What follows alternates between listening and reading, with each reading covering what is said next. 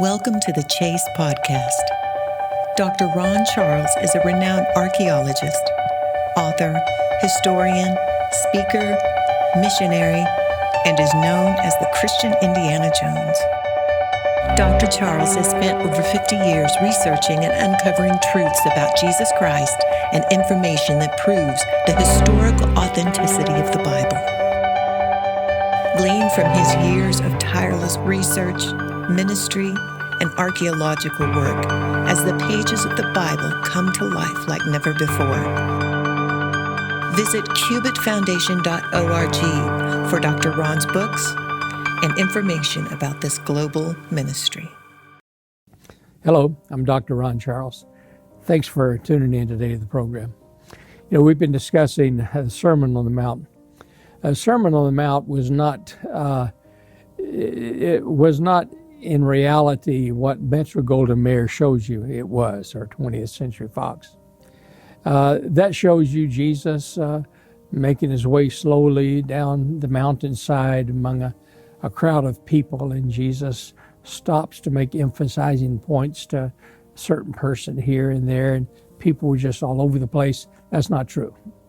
The Sermon on the Mount was spoken to 6 people, Jesus' first 6 disciples. That was Philip, first called disciple, and Nathanael, whose name was Bartholomew. Then there was Peter and Andrew, his brother, James and John, the brothers, cousins of Jesus. These men had been chosen by Jesus to pick up his mantle once he is gone and left the earth. His disciples that would help him until that time happened. They would travel with him. They would help with the sick, help with the needy, help with those that needed help, provide counseling, provide encouragement for Jesus as his body and his spirit would be drained from ministering all day. And they did a remarkable job during the years of Jesus' ministry here on earth, but they had to be trained. They had to know where Jesus was coming from, what Jesus' philosophy was, what Jesus felt about certain issues, and they needed to not only respect what Jesus taught or respect what he thought and how he lived, but to actually adopt those things as their own so that they could be effective in Jesus' ministry. And the first real teaching that Jesus gave to these 6 disciples on what to expect when they go out to minister was what we call today the Sermon on the Mount. There's many issues in this Sermon on the Mount. There have been pastors that I know that took an entire year to cover the Sermon on the Mount. Others have written books 3 and 4 and 500 pages long about the Sermon on the Mount.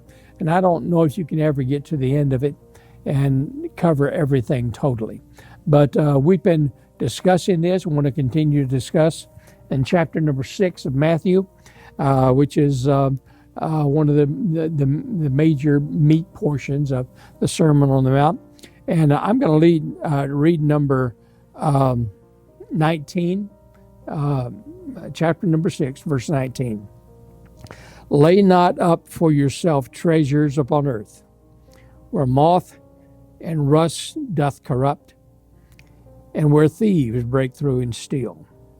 But lay up for yourself treasure in heaven, where neither moth nor rust doth corrupt, and where thieves do not break through nor steal. This is a direct opposite of what these disciples had been taught. Ever since 11 AD, when Cyrenius came through and the town of Sepphoris laid it bare, killed 79,000 people, took 11,000 more as prisoners, sold into slavery. The Pharisees had been preaching various ways to get back at the Romans. And one of the ways they preach is to hide their money. Because the Romans, they left it up to you to voluntarily give your taxes. You support, you provide your yearly income, your estimate of your yearly income, and then you would be charged an income tax. And you also would charge a production tax. You would charge a family tax and various other taxes. But that was based on what the Romans knew that you had or what you knew you made. The Pharisee says that you are God's chosen people. You do not give to the Romans, who are demonic, who are of the devil, who are demons themselves, money that is God's money, God's chosen money. So hide it. And the Romans, if you didn't come up to the standard to which they felt like that you needed, that you should, or even from the year previous, they would go into your house and take it. And they would take what is needed. They would search for money. If money wasn't there, they'd take what they could take to satisfy the tax liability. But the Pharisees taught these people, hide it. Hide your money. Hide it in a hole. Hide it in a cave. Hide it in your ceiling. Hide it someplace so that the Romans can't get it. And keep it away from them, because this is not their money. This is yours. And so when you lay up for yourself treasures in your own house, in your own facility, then God will protect it, and God will not allow anything to happen to it. Well, that was not the case. These people, many times, the Romans broke in and they tore the whole house down until they found where the treasure was located. And Jesus says, don't do that. Don't put all of your eggs into the hide basket, because it's just money. It's just material goods, and it can be stolen. It can be taken from you. It can be lost. It can be, anything can happen to it. But if you lay up yourself treasures in heaven, where thieves don't steal it, then you're going to be much better off and much happier. Totally, completely contrary to what the Pharisees were teaching and what the religious leaders were teaching at that time. And so Jesus stuck his neck out in this teaching, but it was successful. And then he continued. It says, for where your treasure is, then there will your heart be also.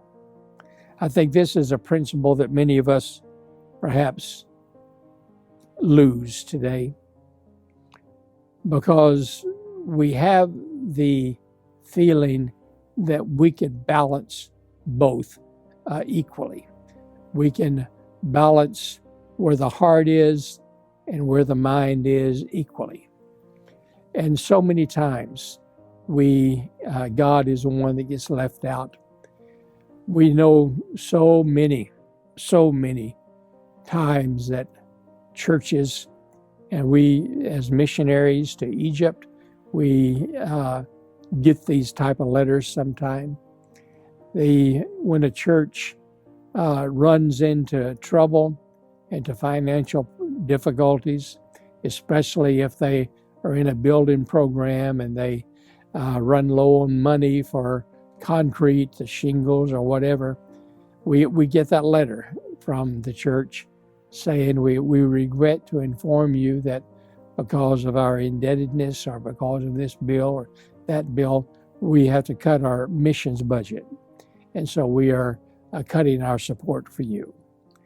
And so it becomes quite a challenge to trust that the Lord will give that back to us through another means. But it's so often the case that when a church gets into trouble on the material world, that they do cut the ministry budget. especially with missions. I don't feel that that is what God wants to do.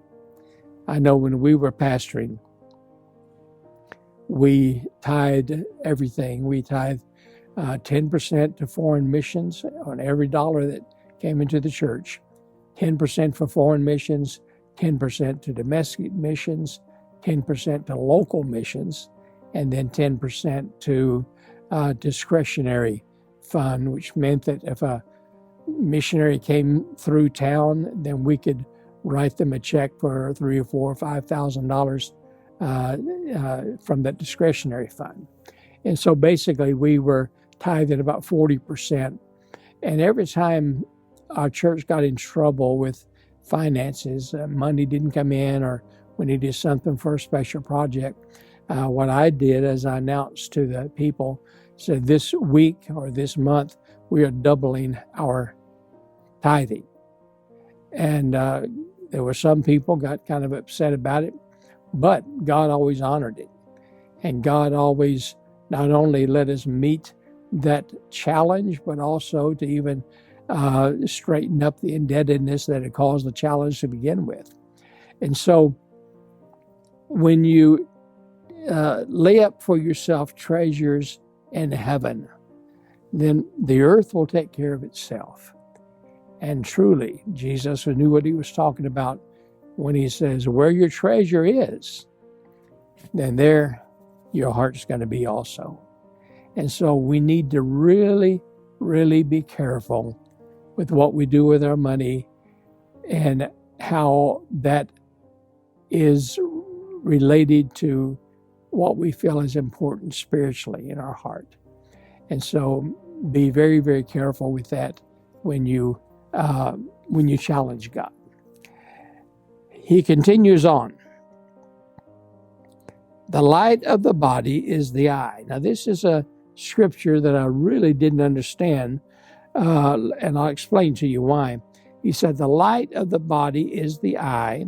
If therefore that eye is single. Now, the single there is what the King James translators use, but the word that is used means focused. So if your eye is focused, thy whole body will be full of light. But then this is what confused me. But if thy eye be single or evil, it means aporos. And it's a military term.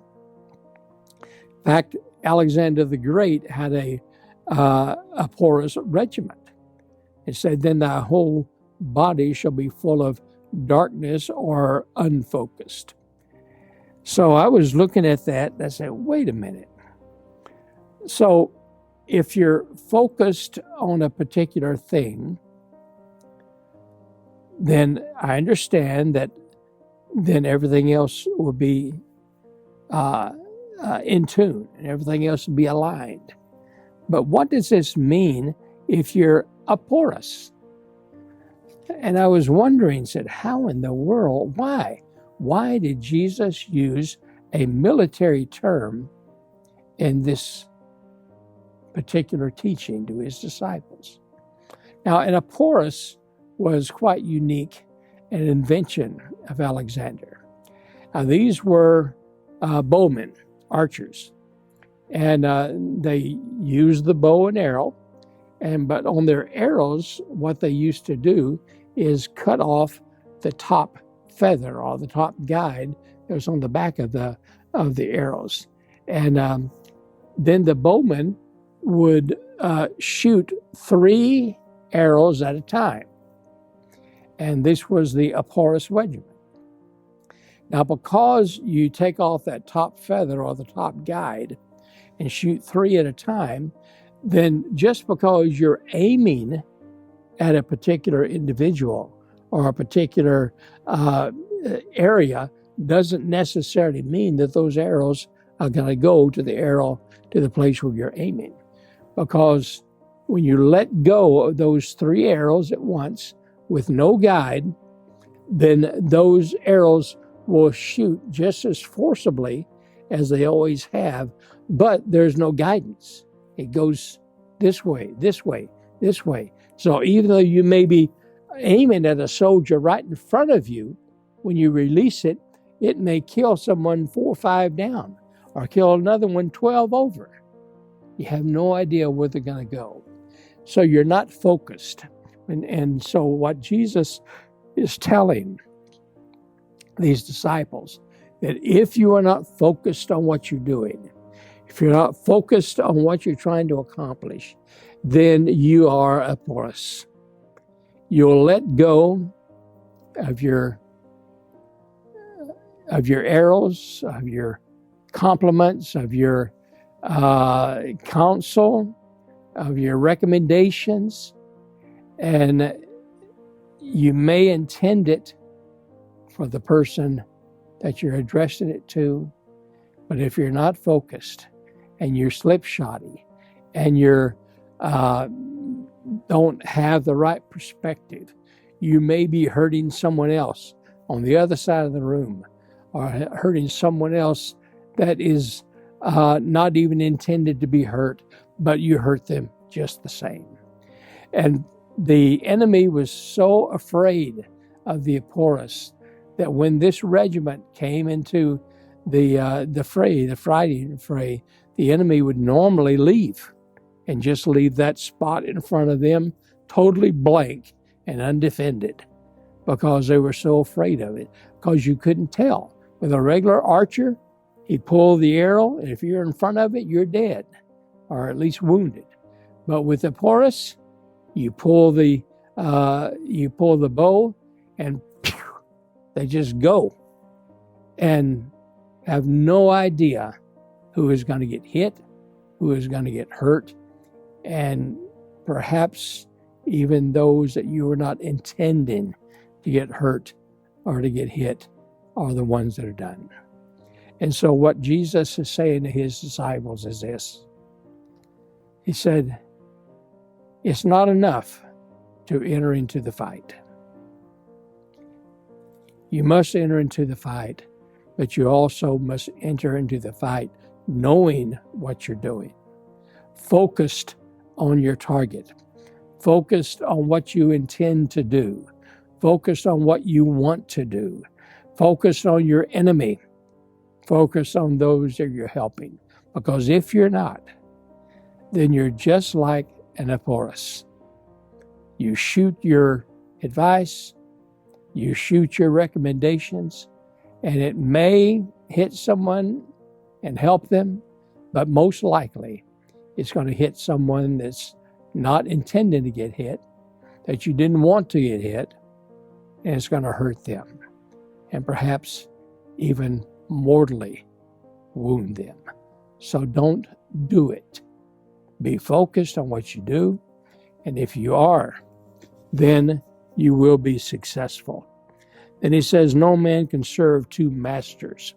Either he shall hate the one, love the other, or else he will hold to the one and despise the other.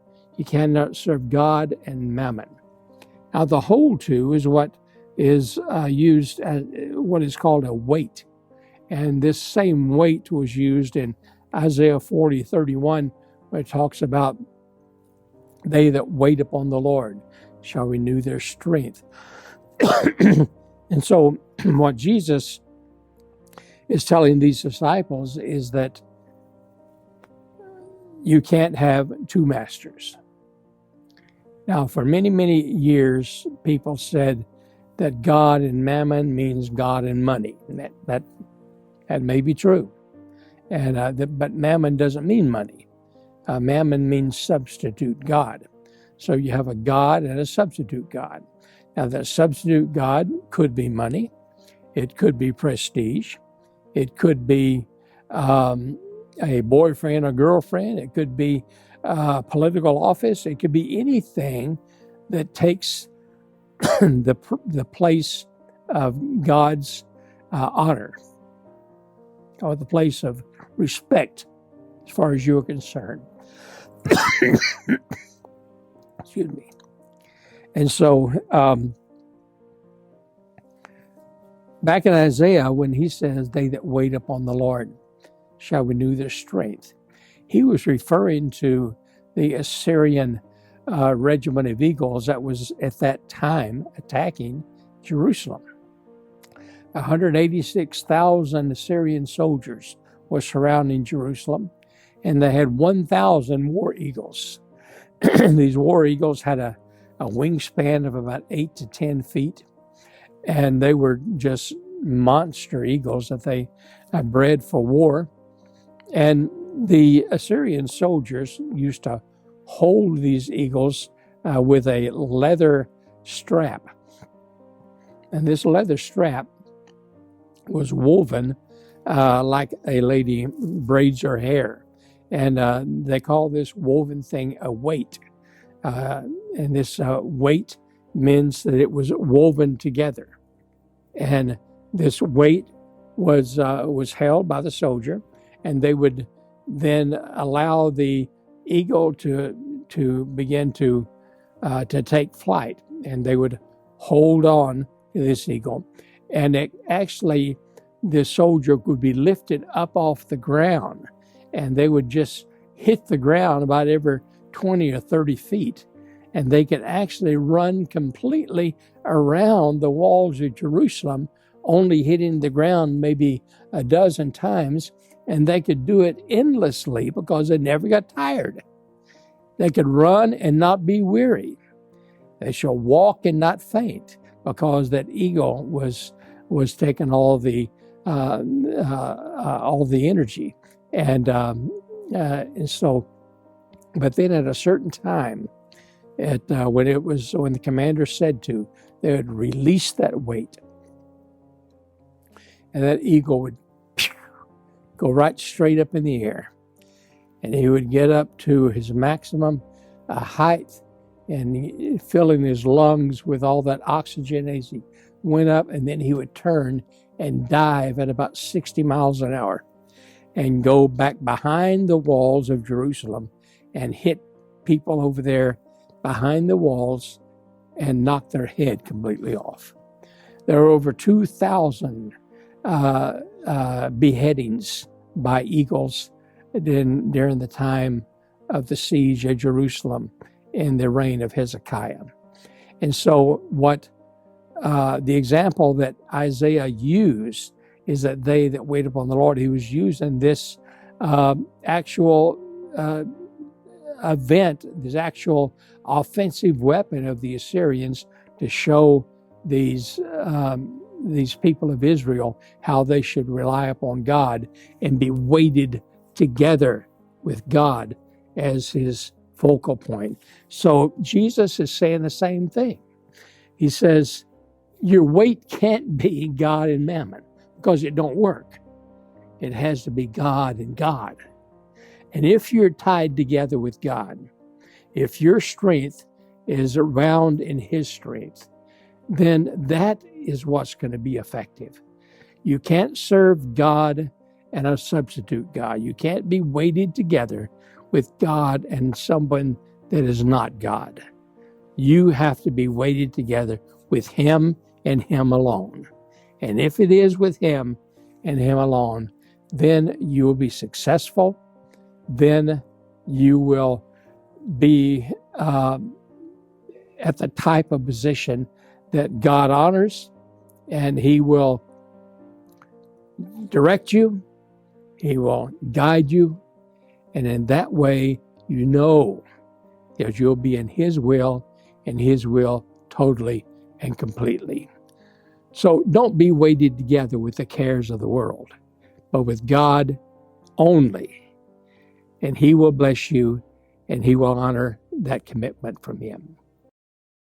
Hi, I'm Dr. Ron Charles of the Cubit Foundation. You know, we've been in Middle East for going on 30 years, and I would love to come to your church or your meeting to let you know what's happening in reality in the Middle East. And we'd love to come there and let you know what's happening, what the Lord's doing in that part of the world. So if you can contact us at thecubitfoundation.org, then we could come to your place. And if you would like to find out more about us, then go to www.cubitfoundation.org. Thank you.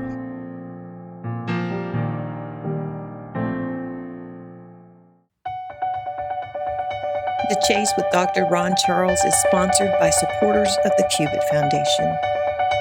Visit cubitfoundation.org for Dr. Ron's books and discover how you can support this global ministry.